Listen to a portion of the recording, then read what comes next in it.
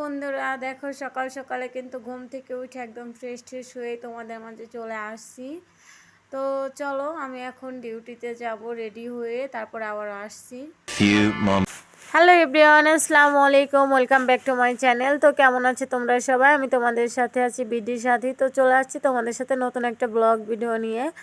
তো দেখতেই পাচ্ছ আমি কিন্তু এদিকে একদম রেডি টেডি হয়ে একদম মানে কি বলবো চলে আসছি। তো এখন হচ্ছে আমি ডিউটিতে যাব। আর আমাকে কালো বোরখায় কেমন লাগে, মানে নেকাবে আমাকে কেমন লাগে, অবশ্যই কিন্তু তোমরা কমেন্ট করে তোমাদের মতামতটা জানাবা। আর এদিকে দেখতে পাচ্ছ তোমাদের সাথে অনেকক্ষণই দাঁড়ায় কথা বলতেছি। তো চলো এখন বাসা থেকে বের হওয়া যাক, এদিকে আমার লেট হয়ে যাচ্ছে। তো চলো আমি ডিউটিতে যাব, আর আমার সাথে কি হইলো সেটাই তোমাদের সাথে শেয়ার করব। তো এদিকে হচ্ছে দেখতেই পাচ্ছ ডিউটির উদ্দেশ্যে কিন্তু আমি রওনা দিয়ে দিয়েছি, একদমই রাস্তা দিয়ে হাঁটা শুরু করে দিয়েছিলাম। আর সকালবেলাও দেখো প্রচুর পরিমাণে কিন্তু রোদ ছিল, মানে রোদে আমি তাকাইতে পারতেছিলাম না, এরকমের পরিমাণ। তো যাই হোক, তোমাদের সাথে কথা বলতে বলতে কিন্তু আমি দেখো অনেকটাই চলে আসছি। এখানে একটা বাঙালি দোকান আছে, সেই দোকানে চলে আসছিলাম। আর এটা হচ্ছে জর্ডানের যে পুলিশের গাড়িগুলো, সেই গাড়িটাই ছিল।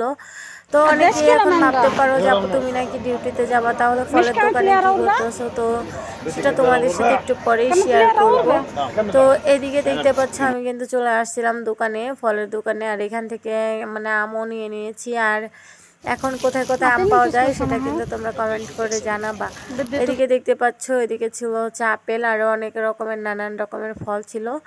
তো এক কথা আমার যেগুলো প্রয়োজনীয় জিনিস ছিল সেগুলোই কিন্তু আমি নিয়ে নিয়েছি। আর এইদিকে হচ্ছে আপেলগুলো অতটা ভালো ছিল না, তারপরেও হচ্ছে আমি বলতেছিলাম যে আমি বাইছা নিব। আর দোকানদার বলতেছিল তুই যদি বাইছা নিস তাহলে দামটা একটু বেশি দিতে হবে। তো আমি বললাম সমস্যা নাই, দিয়ে পুলি। তো এদিকে ওর সাথে কথাবার্তা বলে এদিক থেকে কিছু আপেলও আমি নিয়ে নিই, কিছু আঙুর, যেগুলো আমার প্রয়োজনীয় সব কিছু নিয়ে নিই। আর এদিকে দেখতে পাচ্ছ আমি কিন্তু সব কিছু কেনাকাটা শেষ করে বাসার উদ্দেশ্যে কিন্তু রওনা দিয়ে দিলাম। তো এখন হচ্ছে বাসায় চলে যাব। আর এই যে রাস্তাটা দেখতে পাচ্ছি এটা কিন্তু হাই রোড। তো এই রোডটা পার হয়ে কিন্তু আমার বাসায় যাইতে হয়। যে দেখতে পাচ্ছি এটা কিন্তু আমার বাসা থেকে এই রোডটা দেখা যায় নিচে।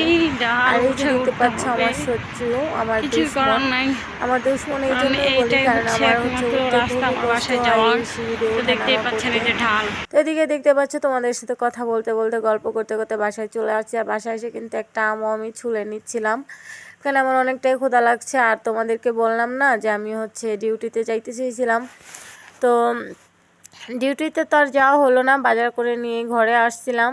তো এদিকে আমটা আমি ছুঁয়েলতেছিলাম, আমটা ছোলার পরে হচ্ছে আমার অনেকটাই হচ্ছে ক্ষুধা লাগছিল।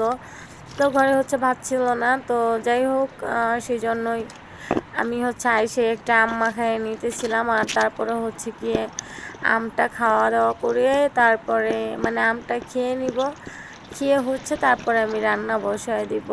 তো এদিকে আমটাকে মানে একটু কাঁচা কাঁচা ছিল, তো ভাবতেছিলাম যে মরিচ দিয়ে মানে শুকনো মরিচ দিয়ে সব কিছু দিয়ে মাখাইলে মজা লাগবে। ও মা, মাখাইতে গিয়ে দেখি আমটা একদমই মানে নরম হয়ে গেছে। তো যাই হোক অনেকটাই মজা লাগছিলো। আর এদিকে দেখতে পাচ্ছি আমি মশলাগুলো মানে কষিয়ে নিচ্ছি, কারণ এখন হচ্ছে চিংড়ি মাছ দিয়ে রান্না করব, মানে চিংড়ি দিয়ে হচ্ছে লাউ রান্না করব। তো এদিকে চিংড়ি মাছগুলো আমি সুন্দর মতন কষিয়ে নিচ্ছিলাম। যেহেতু আমি একলা থাকি, আর এই কথাটা বলতে বলতে মানে আমি কি বলবো একদম মানে ক্লান্ত। যেহেতু আমি একলা থাকি এই কথাটা, তো আসলেই যেহেতু আমি একলা থাকি সেই জন্য আমি সব কিছু কম কম চেষ্টা করি রান্না করা, বা মানে যে কোনো কিছু একটু কম কমই চেষ্টা করি। আর এদিকে দেখতে পাচ্ছ লাউ দিয়ে আর আলু দিয়ে কিন্তু আমি সুন্দর মতো কিন্তু দিয়ে দিচ্ছি চিংড়ির সাথে। তখন এগুলোকে সুন্দর মতন কষিয়ে নেব, কষিয়ে নিয়ে তারপরে হচ্ছে পানি ঠানি দিয়ে রান্না করে নিব জাস্ট। তো এদিকে দেখো আমি একটু ঢাকা দিয়ে দিছি যাতে একটু ভালো মতন মশলাটা হচ্ছে ঢুকে যায়। আর এদিকে দেখো মানে সুন্দর মতন কিন্তু কষানো হয়ে গেছে। আর এখন হচ্ছে আমি লাড়াচাড়া করে তারপর হচ্ছে পানি দিয়ে দিব, পানি দিয়ে আবারও ঢেকে দিব। তো দেখতেই পাচ্ছ আমি কিন্তু খুবই হালকা হাতে এগুলো লাইড়া দিচ্ছিলাম, কারণ লাউটা অনেকটাই সিদ্ধ হয়ে গেছিলো, হয়তো গলে যাইতে পারে, ভাঙিয়া যাইতে পারে। তো সেই জন্য কিন্তু আমি হালকা করে লাড়া দিয়ে দিচ্ছিলাম। তো এদিকে পানিটাও দিয়ে দিয়েছি। তো আজকের ভিডিওটা এই পর্যন্তই। আর আজকের রেসিপিটা তোমাদের কেমন লাগলো অবশ্যই লাইক কমেন্ট করে শেয়ার করে পাশেই থাকবা। আর এদিকে দেখতে পাচ্ছ আমার ভাতটাও কিন্তু হয়ে গেছে।